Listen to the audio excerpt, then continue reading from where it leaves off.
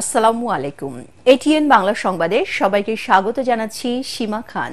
শুরুতেই BRB cables সংবাদ শিরোনাম। রোহিঙ্গা সমস্যার সমাধানে বিশ্ববাসীকে সোচ্চার হওয়ার আহ্বান জাতিসংঘ মহাসচিবের। রাষ্ট্র সংস্কারে সর্বোচ্চ সহযোগিতা করবে সংস্থাটি। যৌথ সংবাদ সম্মেলনে পররাষ্ট্র উপদেষ্টা। সংস্কার চলমান প্রক্রিয়া, নিয়ম অনুযায়ী হবে নির্বাচন। জাতিসংঘ মহাসচিবের সঙ্গে বৈঠক শেষে মির্জা ফখরুল। জুলাই গণহত্যার বিচার ও সংস্কার ইস্যুতে সহায়তা কামনা এনসিপির। জাতীয় নির্বাচন বানচালে ষড়যন্ত্র চলছে, অভিযোগ মির্জা আব্বাসের। জনসমর্থন নেই এমন দলগুলোই বিরোধিতা করছে। ভোটে অংশ নিয়ে গ্রহণযোগ্যতা যাচাইয়ের আহ্বান দলের নেতাদের। দেশ ছেড়ে পালানো আওয়ামী লীগের রাজনীতি জনগণ আর চায় না, মন্তব্য জামাত আমিরের। জাতীয় স্বার্থে সবাইকে এক হয়ে কাজ করার তাগিদ।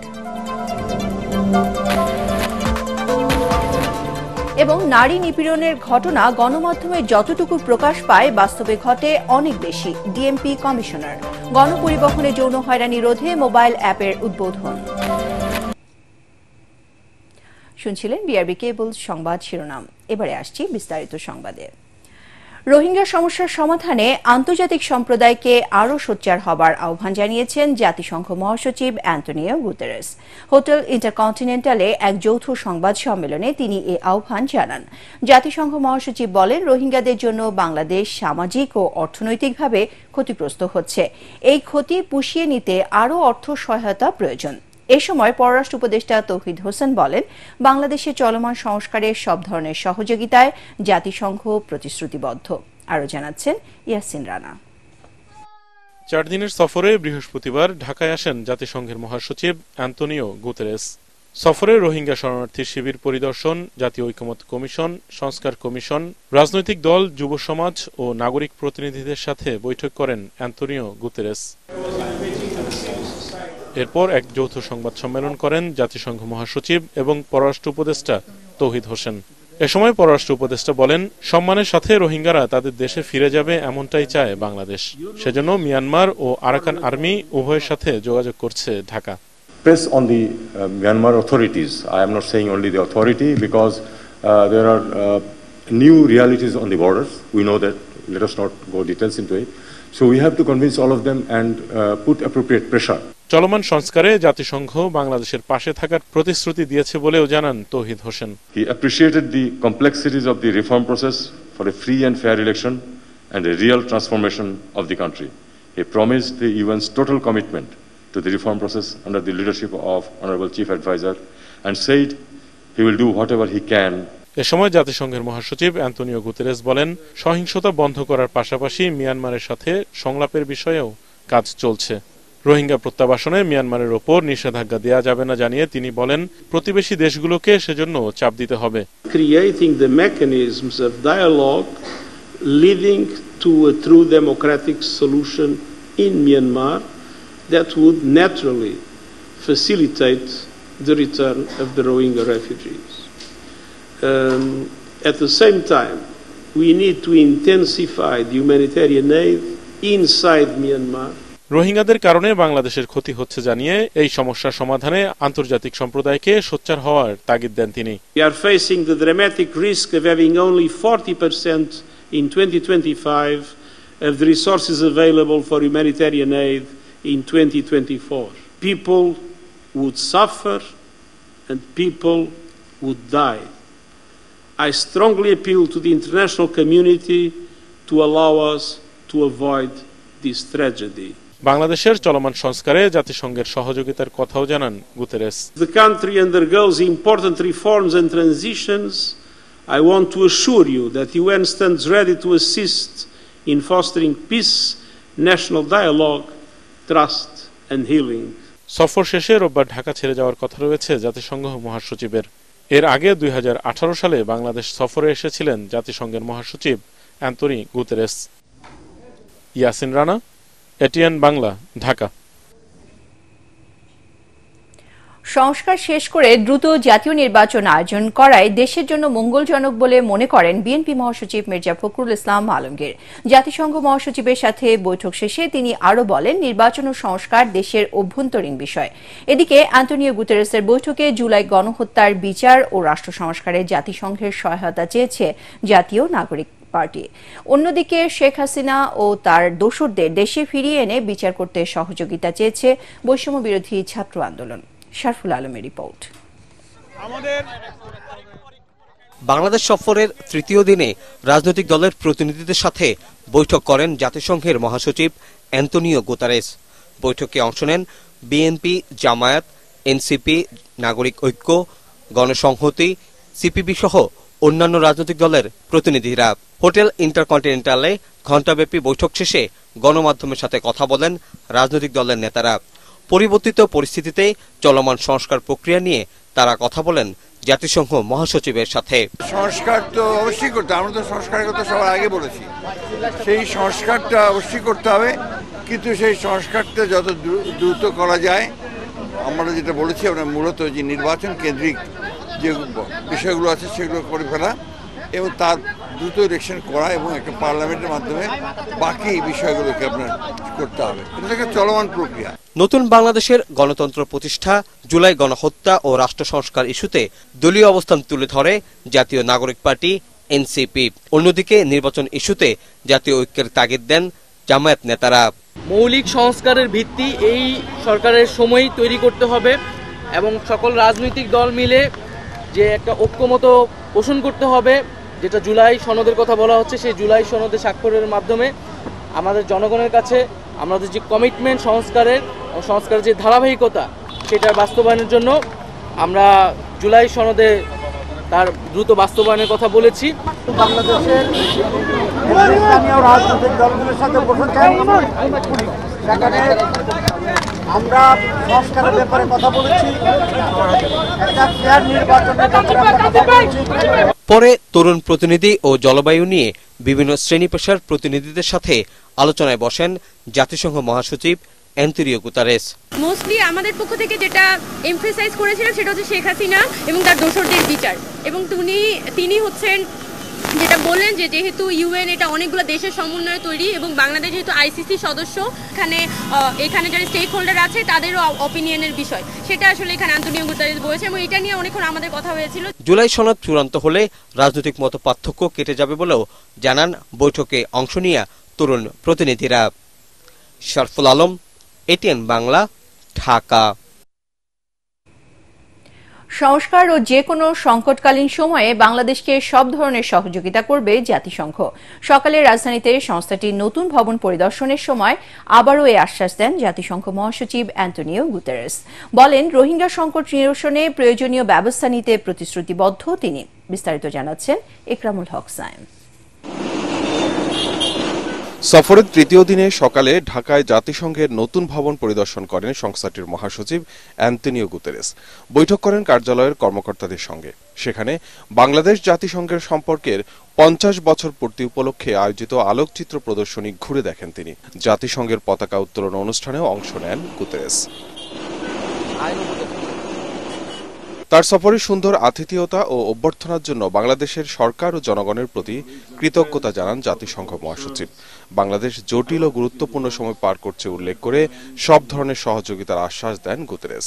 To be in Bangladesh is in these difficult times a refreshing feeling that we are in a country of generosity, that we are in a country that is doing reforms in the line of democracy, of human rights, of inclusion, that is exactly what we would like to see everywhere in the world. Rohingya সংকট নিরসন ও জলবায়ু পরিবর্তনের ঝুঁকি মোকাবেলাও সহযোগিতা করতে নিজের জোরালো প্রতিশ্রুতির কথা আবারও তুলে ধরেন তিনি। We are totally committed to do everything we can to support Bangladesh in this crucial period, and at the same time to draw the attention of the international community for the need to fully support you and for the need to fully support the generous action of Bangladesh in hosting such a large number of refugees. এ সময় জাতিসংঘ মহাসচিবের সাথে ছিলেন শিল্প উপদেষ্টা আদিলুর রহমান ও পরিবেশ উপদেষ্টা সৈয়দা রিজওয়ানা হাসান। ইকরামুল হক Sayem, ATN Bangla, Dhaka. জাতীয় নির্বাচন বানচালে ষড়যন্ত্র চলছে বলে অভিযোগ করেছেন বিএনপির স্থায়ী কমিটির সদস্য মির্জা আব্বাস। রাজধানীতে দলের কর্মশালায় তিনি বলেন, জনসমর্থন নেই এমন কিছু নতুন ও পুরনো রাজনৈতিক দলের জাতীয় নির্বাচনের কথা শুনলে মাথা খারাপ হয়ে যায়। আলাদা অনুষ্ঠানে বিএনপি নেতারা বলেন, ছাত্রদের রাজনৈতিক দল জাতীয় নাগরিক পার্টিকে জাতীয় নির্বাচনের অংশ নিয়ে গ্রহণযোগ্যতা যাচাইয়ের আহ্বান জানান। মইনুল হাসানের রিপোর্ট। রাষ্ট্র সংস্কারে দলের ঘোষিত ৩১ দফা সংস্কার প্রস্তাব নিয়ে ধারাবাহিক কর্মশালার অংশ হিসেবে সবুজবাগ থানা বিএনপি রাজধানীর বাসাবোতে এ কর্মশালার আয়োজন করে। বিএনপি স্থায়ী কমিটির সদস্য মির্জা আব্বাস বলেন, সংস্কারের অজুহাত দিয়ে যারা নির্বাচন পেছাতে চায় তাদের সাথে জনগণের কোনো সম্পর্ক নেই। সংস্কার করে সময় নষ্ট করবেন না, যথাসম্ভব শীঘ্রই নির্বাচনটা দেন। এই দেশের মানুষের যে একটা মানসিক অস্থিরতা কাজ করতেছে, এটা আপনারা বোঝেন না। কিছু কিছু রাজনৈতিক দলের ভয় আছে, নতুন রাজনৈতিক দলের ভয় আছে, অনেক পুরনো রাজনৈতিক দলের ভয় আছে, তারা নির্বাচনে ক্ষমতায় যেতে পারবে না। এদিকে জাতীয় প্রেস ক্লাবে আলোচনা সভায় বিএনপি চেয়ারপারসনের উপদেষ্টা জয়নুল আবদিন ফারুক বলেন, গণপরিষদ ও স্থানীয় নির্বাচনের আড়ালে জাতীয় নির্বাচন নিয়ে গভীর ষড়যন্ত্র হচ্ছে। অনুগ্রহ করুন, ভেজালটা লাগায়েন না দেশে। গণপরিষদ, উপজেলা এইসব বাদ দেন। নিজেরা নিজের জনপ্রিয়তা যাচাই করার জন্য দয়া করে গ্রামে গঞ্জে যান এবং নির্বাচনের তারিখ ঘোষিত হলে প্রার্থী দেন, পার্লামেন্টে যান, স্পিকারের হানা ভোটে অংশগ্রহণ করেন, সেখানেই হবে মূল সংস্কার। অন্যদিকে বিএনপি ক্ষমতায় গেলে ছাত্র রাজনীতিতে গুণগত পরিবর্তন আনার ঘোষণা দিয়েছে জাতীয়তাবাদী ছাত্রদল। সে বার্তা দিতেই ঢাকা বিশ্ববিদ্যালয়ে হিফজুল কোরআন ও কোরআন তেলাওয়াতের মতো ভিন্নধর্মী প্রতিযোগিতার আয়োজনে শামিল হন সাবেক ও বর্তমান ছাত্রনেতারা। ছাত্র রাজনীতির ভাবমূর্তি এবং ঐতিহ্যকে ধরে রাখার জন্য জাতীয়তাবাদী ছাত্রদল দায়িত্ব নিয়ে কাজ করছে। এই দায়িত্বের মধ্যে আজকে যে কোরআন প্রতিযোগিতা, বিএনপি যদি ক্ষমতায় আসে ছাত্রদলকে আরো বেশি দায়িত্বশীল হতে হবে এবং সামান্য পরিমাণে একজন কর্মীকেও কোনো প্রকার কোনো অপকর্মে লিপ্ত হতে দেবে না। পবিত্র মাহে রমজান উপলক্ষে ঢাকা বিশ্ববিদ্যালয়ের হাকিম চত্বরে প্রতিযোগিতার বাছাই পর্বে প্রায় ১,০০০ শিক্ষার্থী অংশ নেন। মইনুল হাসান, এটিএন বাংলা, ঢাকা। দেশ ছেড়ে পালানো আওয়ামী লীগের রাজনীতি জনগণ আর চায় না বলে মন্তব্য করেছেন জামাত ইসলামীর আমির ডাক্তার শফিকুর রহমান। রাজধানীর চীন মৈত্রী সম্মেলন কেন্দ্রে জামাত আয়োজিত ইফতার মাহফিলে দেয়া বক্তৃতায় তিনি এসব কথা বলেন। এ সময় বিভিন্ন রাজনৈতিক দলের মাঝে মতভিন্নতা থাকলেও জাতীয় স্বার্থে সবাইকে এক হয়ে কাজ করার তাগিদ দেন তিনি। জামাত ইসলাম রাষ্ট্র সংস্কারে অন্তর্বর্তী সরকারকে যৌক্তিক সময় দিতে চায় বলেও আবারও জানান ডাক্তার শফিকুর রহমান। খায়রুল ইসলামের রিপোর্ট। রাজধানীর চীন মৈত্রী সম্মেলন কেন্দ্রে রাজনীতিবিদ ও বিশিষ্ট ব্যক্তিদের সম্মানে আয়োজিত জামায়াত ইসলামের ইফতার মাহফিলে বিএনপি সহ বিভিন্ন রাজনৈতিক দলের নেতারা অংশ নেন। ইফতারের আগে বক্তব্য রাখেন জামায়াতের আমির ডাক্তার শফিকুর রহমান। বলেন, বিগত দিনে যাদের উপর জুলুম হয়েছে তাদের একজনকেও জেলখানায় দেখতে চান না জামায়াত ইসলামী। বাংলাদেশের মুসলিমরা মুক্তি পেয়েছে 5ই আগস্ট, কিন্তু আমার ভাই আজহারুল ইসলাম এখনো মুক্তি পাননি। আমরা এই পাথর এখনো বুকে বহন করে চলছি। আইনের কেস দিয়ে কেনই বিলম্ব আমরা বুঝতে পারছি না। আমরা চাই যাদের উপরে জুলুম হয়েছে তাদের একজন মানুষের জন্য আর জেলের ভিতরে না। তিনি বলেন, এদেশে 8 বছরের এক শিশু নিরাপত্তা দিতে না পারা লজ্জার। অভ্যুত্থানের স্বপ্ন এখনো পূরণ হয়নি বলেও মন্তব্য জামায়াত আমিরের। আমরা 8 বছরের একটা শিশু ইজ্জতের নিরাপত্তা দিতে পারিনি। হ্যাঁ, রাষ্ট্রের পক্ষে এটি সম্ভব নয়। ঘরে ঘরে পুলিশ পাঠিয়ে এই ধরনের অপকর্মকে দমন করা বা বন্ধ রাখা রাষ্ট্রের জন্য সম্ভব। রাষ্ট্র যদি তার নাগরিককে সত্যিকারের মানবিক এবং সুশিক্ষা দিতে পারে, তাইলে সেই সুশিক্ষাই সমস্ত কুসংস্কারকে ঠেকে দিতে পারে। বিভিন্ন দলের মাঝে মত ভিন্নতা থাকলেও জাতীয় স্বার্থে সব রাজনৈতিক দলগুলোকে এক হয়ে কাজ করার তাগিদ দেন ডাক্তার শফিকুর রহমান। খায়রুল ইসলাম, এটিএন বাংলা, ঢাকা। অনুষ্ঠিত হল স্থানীয় সরকার, পল্লী উন্নয়ন ও সমবায় এবং যুব ও ক্রীড়া উপদেষ্টা আসিফ মাহমুদ সজীব ভুঁইয়ার জুলাই গণ অভ্যুত্থান বিষয়ক বই জুলাই মাতৃভূমি অথবা মৃত্যুর প্রকাশনা অনুষ্ঠান। প্রথম প্রকাশন থেকে প্রকাশিত বইটির উন্মোচন অনুষ্ঠানে জুলাই অভ্যুত্থানের অনেক না জানা কথা জানান লেখক। এ সময় জাতীয় নাগরিক পার্টির আহ্বায়ক নাহিদ ইসলাম, আইন উপদেষ্টা আসিফ নজরুল ও জাতীয় নাগরিক পার্টির যুগ্ম সদস্য সচিব রিফাত রশিদ উপস্থিত ছিলেন। গণঅভ্যুত্থানে যারা অগ্রসারীর নেতা ছিল তাদেরকে দিয়ে যখন অবাধ মিথ্যাচার চলে, জঘন্য মিথ্যাচার চলে, তখন আপনাদের মনে রাখতে হবে এটা জুলাইয়ের শত্রুদের কাজ। জুলাই থেকে আমরা শুরু করেছি এবং এই যে আমাদের জার্নিটা গণতান্ত্রিক লড়াই, এটা আমাদেরকে অব্যাহত রাখতে হবে। এই অভ্যুত্থানের ফসলটা মানুষের জন্য দীর্ঘমেয়াদে সংরক্ষিত করতে না পারি, তাহলে আবারও কোনো না কোনো ফরম্যাটে ফ্যাসিবাদ কিংবা স্বৈরাচার ফিরে আসার সুযোগটা থেকে যাবে। ধর্ষণে নিজের সম্পৃক্ততার কথা স্বীকার করেছে, জবানবন্দি দিয়েছেন শিশু আসিয়া ধর্ষণ মামলার প্রধান আসামি হিটু শেখ। বিকেলে মাগুরার সিনিয়র জুডিশিয়াল ম্যাজিস্ট্রেট সব্যসাচী রায়ের আদালতে ১৬৪ ধারায় স্বীকারোক্তিমূলক জবানবন্দি দেন তিনি। জবানবন্দি গ্রহণ শেষে পরবর্তী আইনানুগ ব্যবস্থা গ্রহণের নির্দেশ দেন আদালত।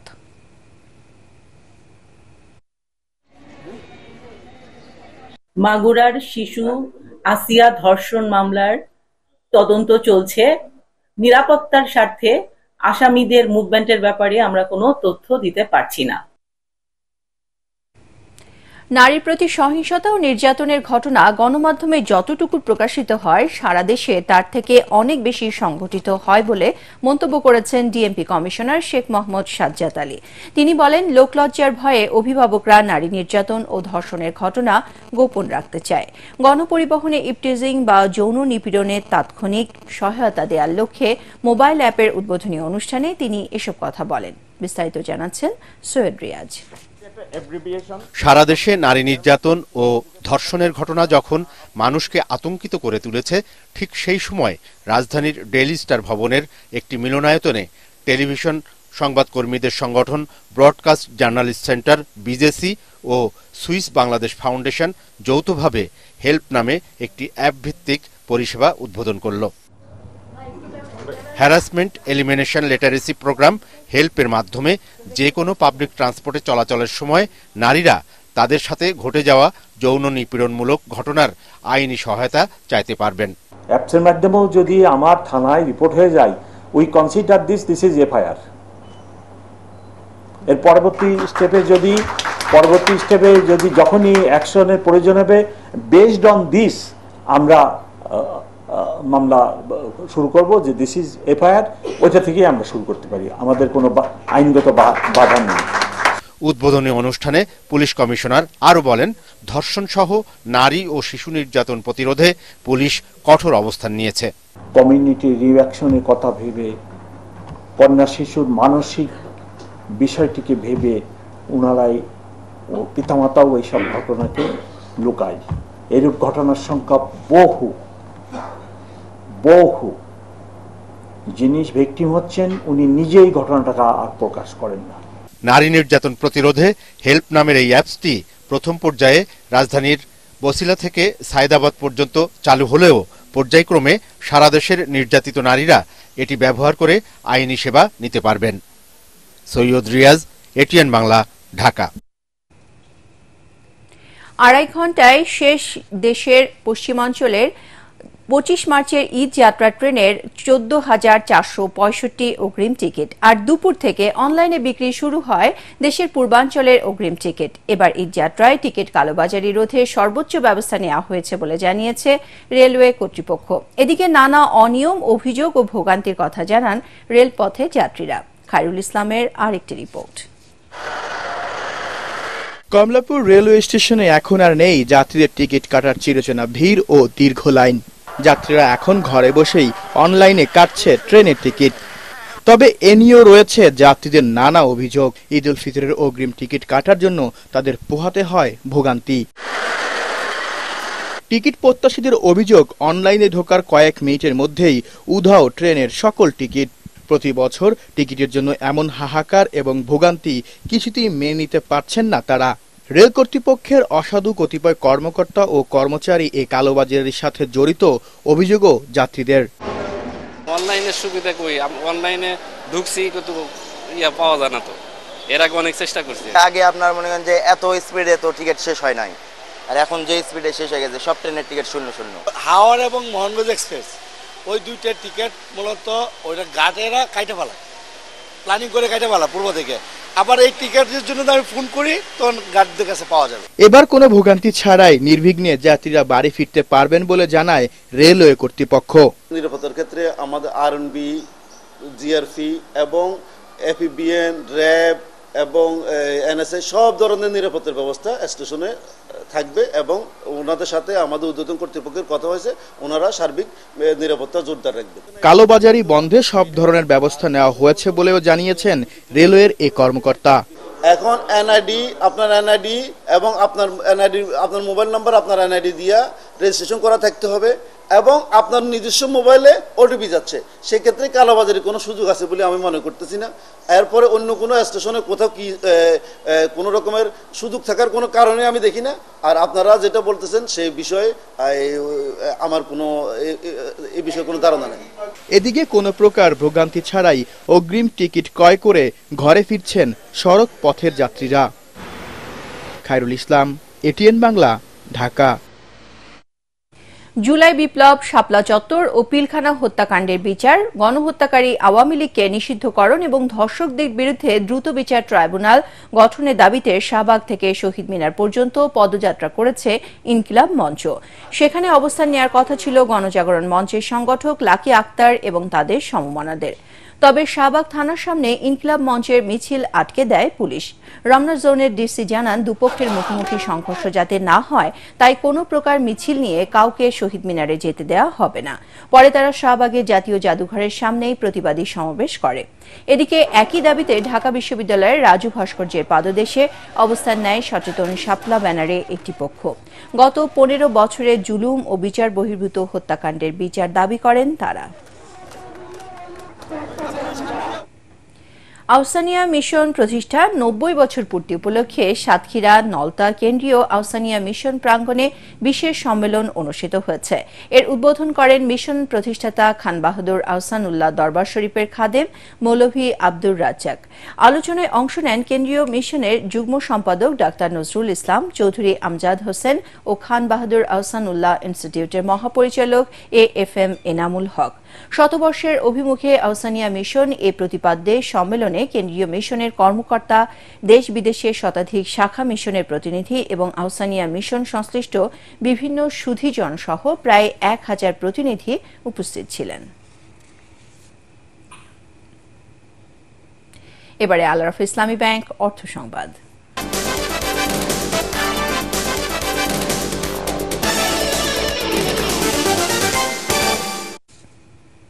রমজানকে কেন্দ্র করে আমদানি রপ্তানি বাড়লেও বার্থ অপারেটর আর শিপিং এজেন্টদের দ্বন্দ্বে বাধাগ্রস্ত হচ্ছে বন্দরের কার্যক্রম। আর এতে বাড়ছে জাহাজ ও কন্টেইনার জট। দ্রুত কন্টেইনার খালাস করা না গেলে পরিস্থিতি ভয়াবহ হয়ে উঠতে পারে বলে আশঙ্কা সংশ্লিষ্টদের।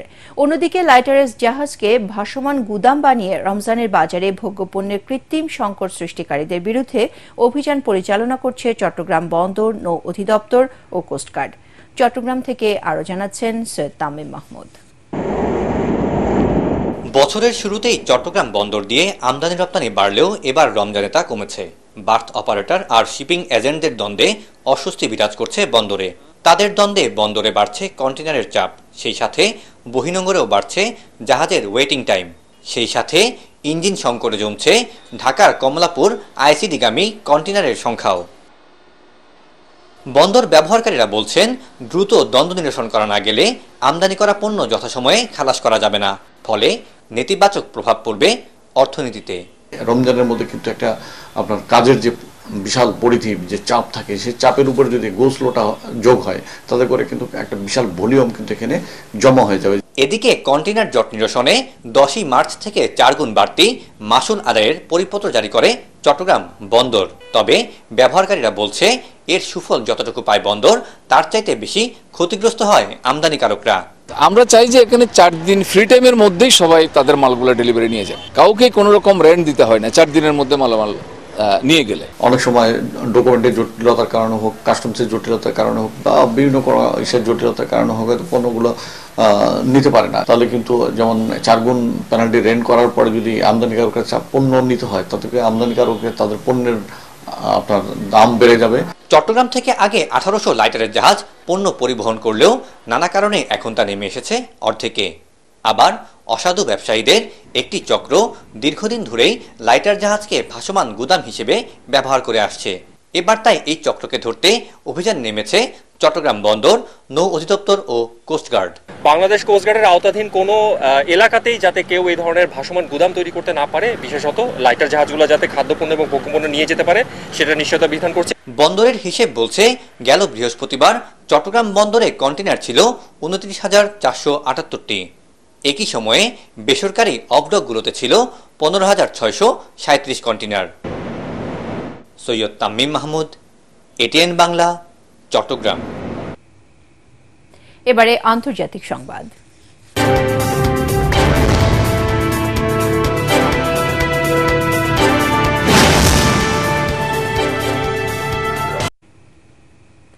যুদ্ধবিরতির পরও নিয়মিত বিরতিতে গাজার বিভিন্ন স্থানে হামলা চালিয়ে যাচ্ছে ইসরায়েল। এতে অবরুদ্ধ উপত্যকাটিতে যুদ্ধবিরতির পর থেকে এখন পর্যন্ত অন্তত 98 ফিলিস্তিনি নিহত হয়েছে। আল জাজিরার প্রতিবেদনে বলা হয়, স্থানীয় সময় শনিবার সকালে উপত্যকার প্রধান শহর গাজা সিটিতে ড্রোন হামলায় 4 ফিলিস্তিনি নিহত হয়েছেন। একই সময় গাজার উপকূলীয় এলাকায় ইসরায়েলি নৌবাহিনীর গুলিতে নিহত হয়েছেন 1 ফিলিস্তিনি জেলে। বৃহস্পতিবার নিহত হন আরও 3 জন। এছাড়াও গাজার মানুষকে অনাহারে রাখার জন্য সীমান্তগুলোতে জরুরি সহায়তায় গাড়ি আটকে দেওয়া হচ্ছে বলেও জানানো হয় প্রতিবেদনে। হামাস বলছে, যুদ্ধবিরতির সফল বাস্তবায়নে ভীত হয়ে পরিস্থিতি জটিল করতে এমন কার্যক্রম চালিয়ে যাচ্ছে তেল আবিব। এবারে পার্টেক্স খেলার খবর।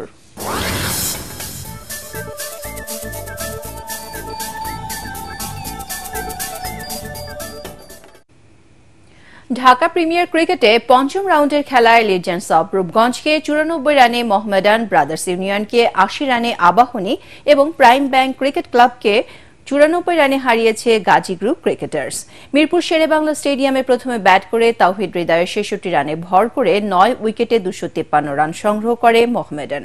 শেখ মেহেদী 43 এবং অঙ্কন করেন 42 রান। জবাবে 159 রানে অল আউট হয় লিজেন্ডস অব রূপগঞ্জ। মোহামেডানের স্পিনার মেহেদী হাসান মিরাজ 38 রানে 4 উইকেট তুলে নিয়ে ধস নামান রূপগঞ্জের। বিকেএসপি 3 নম্বর মাঠে প্রথমে ব্যাট করে মুমিনুল হকের 92 এবং মোহাম্মদ মিঠুনের 71 রানে ভর করে 8 উইকেটে 310 রান সংগ্রহ করে আবাহনী। জবাবে 7 উইকেটে 230 রানে থামে ব্রাদার্স ইউনিয়নের ইনিংস। 142 জন নারী ও পুরুষ দাবাড়ুর অংশগ্রহণে শুরু হয়েছে স্বাধীনতা দিবস ওয়ালটন আন্তর্জাতিক রেটিং দাবা প্রতিযোগিতা। দুপুরে দাবা ফেডারেশনের ক্রীড়া কক্ষে প্রতিযোগিতার উদ্বোধন করেন স্পন্সর প্রতিষ্ঠান ওয়ালটনের সিনিয়র এক্সিকিউটিভ ডিরেক্টর ইকবাল বিন আনোয়ার ডন।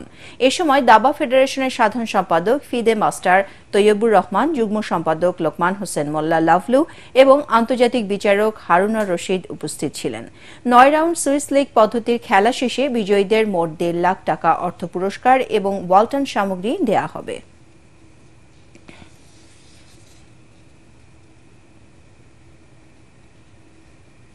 ক্রিকেট থেকে সদ্য অবসর নেয়া মুশফিকুর রহিম ও মাহমুদুল্লাহ রিয়াদকে আনুষ্ঠানিকভাবে বিদায় জানাতে চায় বাংলাদেশ ক্রিকেট বোর্ড বিসিবি।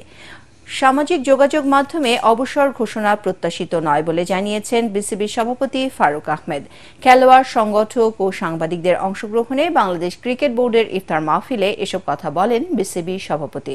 এই অনুষ্ঠান উপলক্ষে রাজধানীর সোনারগাঁও হোটেল পরিণত হয়েছিল ক্রীড়াঙ্গন সংশ্লিষ্টদের এক মিলন মেলায়। এ সময় ক্রীড়াঙ্গনের মানুষ এবং দেশবাসীর মঙ্গল কামনায় সবার কাছে দোয়া কামনা করা হয়।